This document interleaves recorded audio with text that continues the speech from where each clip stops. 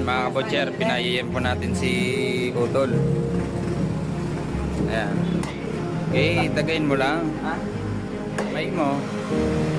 Ayan, tinuturuan natin mag-import si Utol, mga kabutcher. Okay, ayos lang yan.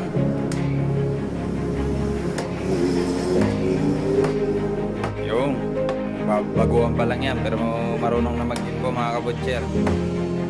Ayan, yun pa yan dito, galing pang Bicol yan. Ayan. Okay. Titimbangin natin. Isang kilo pa. Isa pa.